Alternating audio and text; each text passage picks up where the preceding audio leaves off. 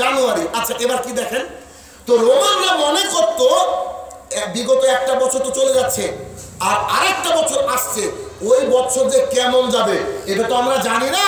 তাই আমাদের একটা দেবতা আছে যার নাম হচ্ছে জানুস। দুই দিকে মাথা, মানে কি ও সামনেও দেখে পেছনেও দেখে। একমাত্র কে দেখতে পায় এটা? আল্লাহ তাআলা ছাড়া কেউ দেখতে পায় যে পেছনে ও সামনে একসাথে? তো তার মুখ হচ্ছে দুই দিকে, একটা হচ্ছে পেছন, মানে আজকে কত সাল? 2024। ধরেন 2024ও দেখতে পাচ্ছে আর 2025 পুরোটা দেখতে পাচ্ছে। এখন রোমানরা করলো কি, তার পুজো করা শুরু করে দিল রাত্রিবেলায়। তাকে পুজো করার সময় বলছে, হে আমাদের দেবী জানুস, আপনাকে সন্তুষ্ট করার জন্য আমরা আজকে পুজো করছি। আপনার হাতে ভবিষ্যতের চাবি, কি অফ দ্য ফিউচার, আপনার হাতে ভবিষ্যতের চাবি। ভবিষ্যতে কি হবে আমরা জানি না, অতীতে অনেক পাপ করে এসেছি। হে আমাদের মহামান্য মূর্তি সাহেব, আপনি আমাদেরকে ক্ষমা করেন, 2025টা যেন ভালো যায়, এই জন্য আপনি আমাদেরকে সাহায্য করেন। এই নীতি আপনার আমার ছেলে মেয়েদের মধ্যে ঢুকে গিয়ে ছেলে মেয়ে একে অপরকে পাঠাচ্ছে greetings, happy new year. Happy new year কথাটা তো একেবারে ছোট্ট একটা শব্দ, কিন্তু হ্যাপি নিউ ইয়ারের মূল জায়গা কি? আপনি যদি কাউকে বলেন হ্যাপি নিউ ইয়ার, তাহলে আপনি জানুস দেবতাকে পুজো করে তাকে জানাচ্ছেন। ঠিক 2019 সালে মানুষকে হ্যাপি নিউ ইয়ার বলেছিল, বলেনি তো? 2020-তে জানলা করোনা দিল, তো হ্যাপি নিউ ইয়ার তো টিকলো না, ব্যাড ইয়ার হয়ে গেল। তো তার মানে দেখেন কত বড় বোকা মানুষ আমরা। আপনাকে আমি, ধরেন আপনাদের সবাইকে বা একজনকে আব্দুর রহমান জানলাম, তাকে আমি 100টা 500 টাকার নোট দিলাম। কটা? 100টা 500 টাকার নোট দিলাম, তার থেকে 70টা নোট চলে গেল। আপনি কি আনন্দ করবেন নাকি দুঃখ করবেন? দুঃখ করবেন না? আমাদের বয়স কি কমে নাকি বাড়ে? জি, কারণ আল্লাহ সুবহানাহু ওয়া তাআলা শাইনুল আমাকে কত বছর বাঁচিয়ে রাখবে পৃথিবী সৃষ্টির 50,000 বছর আগে লিখে রেখেছে মিশকাত শরীফ হাদিস নম্বর 73। তার মানে আমার সামনে যারা বসে আছেন সবারই বয়সটা কি সিলেক্টেড। সাপোজ যে বসে আছেন, একজন ভাইকে উদ্দেশ্য করে বলছি, আপনি বাঁচবেন 50 বছর, আজকে আপনার বয়স 30, বাকি কত? তা আপনি একটা বছর চলে গেল আর পরের দিন হচ্ছেন হ্যাপি নিউ ইয়ার। আপনার আমার মতন বোকা পৃথিবীতে কেউ আছে? একটা নোট হারিয়ে ফেলেছি, একটা বছর হারিয়ে ফেলে হ্যাপি নিউ ইয়ার বলা যাবে কি? বরং দুঃখে কান্নায় ভেঙে পড়া উচিত। অথচ আমরা ঠিক উল্টো। তার মানে যে ব্যক্তি জানুয়ারিকে উইশ করবে, 31 ডিসেম্বর পালন করবে, এই ব্যক্তি দেবী জানুসকে পুজো করার সমতুল্য গোনা তার অ্যাকাউন্টে ঢুকে যাবে। আজকের পর থেকে কোনো মুসলমানের বাচ্চা কাউকে বলতে পারবে না হ্যাপি নিউ ইয়ার। এর মাঝে আর একটা কথা বলে রাখি, মুসলমানদের জন্য কোনো দিবস পালন করা জায়েজ নয়। ভালো করে কান খুলে শুনে রাখেন, মুসলমানের জন্য কোনো দিবস পালন করা জায়েজ নয়। দিবস যদি পালন করা জায়েজ থাকতো, তাহলে আমাদের জন্য সবচেয়ে বড় দিবস ছিল মক্কা বিজয়। একবার কল্পনা করেন তো, মুহাম্মদ সাল্লাল্লাহু আলাইহি ওয়াসাল্লামকে কত কষ্ট দিয়ে তাড়িয়ে দিয়েছিল মক্কাবাসীরা। আবু বকরকে কত কষ্ট দিয়ে তাড়িয়ে দিয়েছিল। ওমর ইবনে খাত্তাব রাদিয়াল্লাহু আনহু বুকের চাপা বেদনা নিয়ে আল্লাহ রাসূলের সাথে সাথ দিয়েছিলেন। কত কষ্টের পর যখন হাজার হাজার সৈনিক নিয়ে আল্লাহ রাসূল ঢুকছেন, মক্কাবাসী ভীত সন্ত্রস্ত, আল্লাহ রাসূল কাবার মধ্যে এসে বলছেন, শোনো মক্কাবাসী, তোমাদের সবাইকে আমি ক্ষমা করে দিয়েছি।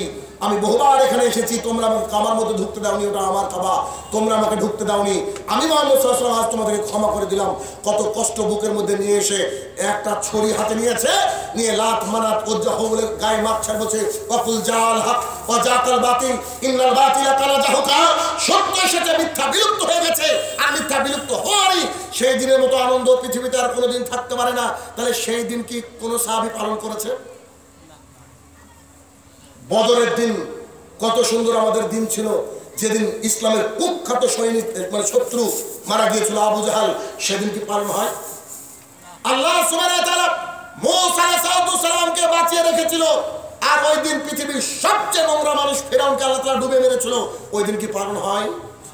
তোমার দিবস পালন করার রীতিনীতি ইসলাম থেকে বাদ দিতে হবে, এটা ইহুদি খ্রিস্টানের কালচার। অতএব 31 জানুয়ারি খবরদার সন্তান যদি বলে আব্বু 500 টাকার পিকনিক করবো, একেবারে খুঁটিতে বাঁধবেন, বেরিয়ে বিসমিল্লাহ বলে পিটবেন। ওর বাপ 14 গোষ্ঠী এই কথা বলে কি করে? হ্যাঁ, এত বড় ওর বাপ মুসলমান, 14 গোষ্ঠী মুসলমান, আর ও বলছে যে আমি হচ্ছে হ্যাপি নিউ ইয়ার পালন করবো। আরে হ্যাপি নিউ ইয়ার তোমাকে যদি এখন জিজ্ঞাসা করা হয় বলো তো আরবি কত সাল চলছে, তোমার পায়খানা বেরিয়ে যাবে, তুমি জানো না, অথচ তুমি হ্যাপি নিউ ইয়ার। আরে ভাই, হ্যাপি নিউ ইয়ারের কিছু হয় না, একটা ক্যালেন্ডার চেঞ্জ হবে, এ দিয়ে কোনো কিছু পরিবর্তন হয় না। কি হয় বলেন? একটা ক্যালেন্ডার পরিবর্তন হয়, আর কিছু হয় না। ওই যে নুন ভাত খাতেন, নুন ভাতই খাবেন। ছেলে রাত্রিবেলা বাবার কাছ থেকে 300 টাকা 500 টাকা 1000 টাকা নিয়ে হ্যাপি নিউ ইয়ার পালন করছে। সকালবেলায় বাপ বলছে যে বেটা টোটোটা একটু মুছে দে যাই। ওর বাপ টোটো চালায়, লজ্জা লাগে না, আর ও চলে যাচ্ছে কি হ্যাপি নিউ ইয়ার করতে। আরে ছেলে, তুমি কেন তোমার বাবাকে এত কষ্ট করতে দাও? তোমার টার্গেট হবে। আমি বলছি না টোটো চালানো খারাপ কাজ, আমি আপনাকে বলতে চাইছি যে আপনার সন্তান আপনি মানুষ করেছেন, আপনার সন্তানের টার্গেট থাকবে আমার আব্বা বাড়িতে বসে বসে আরামসে খাবে। বুঝলেন? যে সন্তান বাপের কাছ থেকে ওই কষ্টে আমার টাকাটা নিয়ে যদি ওইভাবে উড়িয়ে দিতে পারে, এই ছেলেটি বাবার উপরে মায়া থাকতে পারে নাকি? তার টার্গেট হবে যে আমি যে কোনো মূল্যে ক্যারিয়ার তৈরি করবো, পড়াশোনা করবো, চাকরি করবো অথবা ব্যবসা করবো। আমার আব্বা জানে মাঠের মধ্যে না খাটে, আমার আব্বা জানে কষ্টের কোনো কাজ না করে, এটা আমার টার্গেট থাকবে। এই কাজ নিয়ে, এই গতি নিয়ে আমাদের আগানো উচিত। অথচ ছেলে ডিজে বাজাচ্ছে, এলাকায় ডিজে বাজাচ্ছে। আজকে আস্তে আস্তে যে এই যে ভেতর দিয়ে নেমে দেখছি, আমার ড্রাইভার আমাকে বলছে ওদিকে কারা।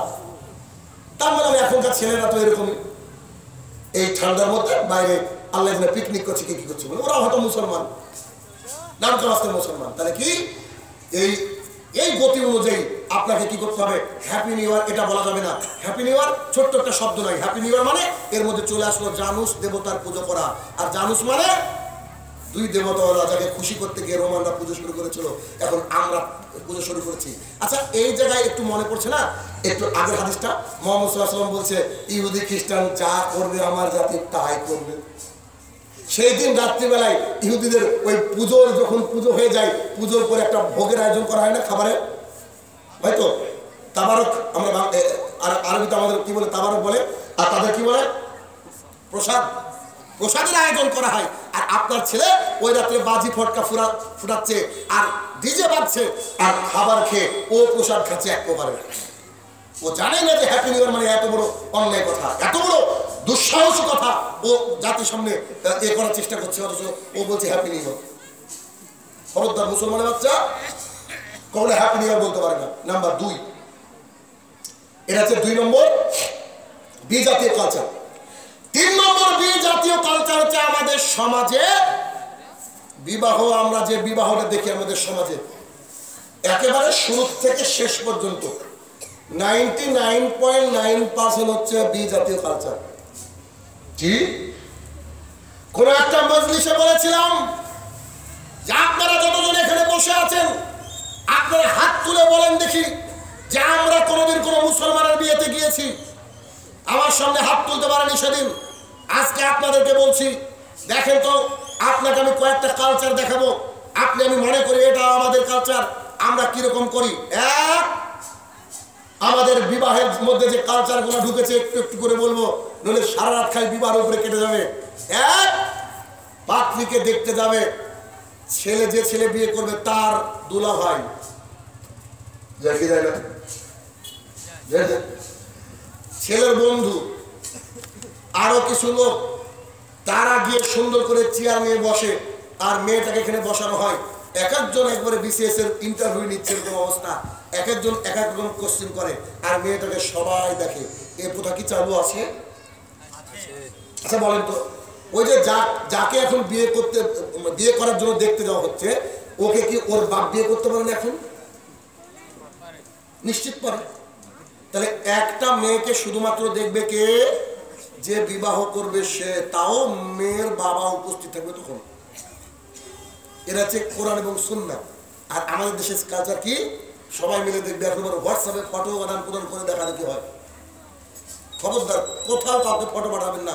এমন একটা জামানায় বসবাস করছে, আপনার ফটো এমন করে দেবে এআইয়ের মাধ্যমে যে আপনার মেয়েকে আত্মহত্যা করতে বাধ্য হবে।